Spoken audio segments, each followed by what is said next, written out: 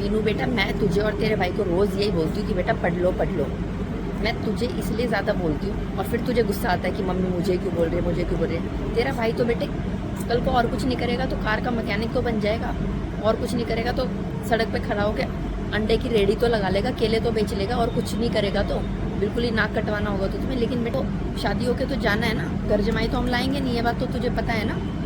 मैं तो तुझे खर्चा दूंगी, मैं मना नहीं कर रही हूँ कि मैं जब तक मैं हूँ, जब तक मेरे हाथ में पैसा है। लेकिन कल को जैसे जैसे तुम बड़े होगे, मेरी भी जिम्मेदारी, तुम्हारी जिम्मेदारी बढ़ेगी तो मेरे भी खर्चे बढ़ेंगे, मेरी भी जिम्मेदारी पड़ेगी।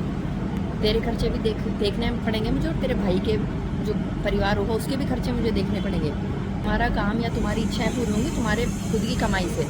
अब तू खुद कमाना सीख जाएगी तो कल को तेरे पति से तू मांगेगी, कितनी बार मांग लेगी? 1 बार 2 बार मांगेगी, 3 बार मांगेगी, 1-2 बार वो दे भी देगा, तीसरी बार वो खुद ही मना कर दे, क्या पता?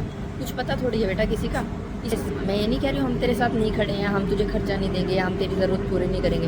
बेटा जितनी हमारी औकात होगी और जितनी हमारी क्षमता होगी उस हिसाब से हम तेरी भी और तेरे भाई की भी, दोनों की डिमांड पूरी करेंगे जैसे आज तक करते हैं। लेकिन बेटा ये एक समय होता है हर एक चीज़ का। अब ये समय तेरी पढ़ाई लिखाई का है, तेरी नौकरी लगने का है, कुछ काम धंधा करने का है।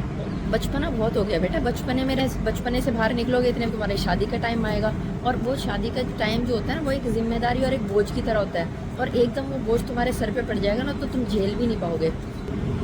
एक तो तुम्हें किसी के आगे हाथ नहीं फैलाने पड़ेंगे, और दूसरा ये कि तुम्हारा आत्मसम्मान बरकरार रहेगा, तुम्हारे अंदर कॉन्फिडेंस रहेगा। और क्योंकि बेटा माँ बाप या पति एक लिमिट तक ही तुम्हें दे सकता है, मम्मी की इच्छाओं का कोई अंत नहीं होता। आज तुम्हारी कुछ इच्छा है, कल को कुछ और इच्छा हो जाएगी, कल को तुम्हारे बच्चे हो जाएंगे, उनके खर्चे भी हो जाएंगे, तो कैसे काम चलेगा बेटा?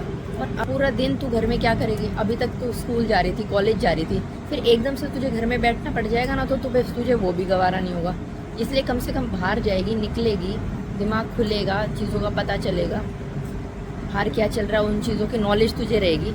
तो बेटा नौकरी करने के अपने फ़ायदे भी होते हैं और नुकसान भी होते हैं। नुकसान ये होते हैं जब बच्चे छोटे होते हैं तो नौकरी करने में थोड़ी सी दिक्कतें आती हैं शुरू में, लेकिन उसके बाद सेटलमेंट हो जाती है बेटा। जैसे आदत डालोगे वैसी आदत डल जाती है।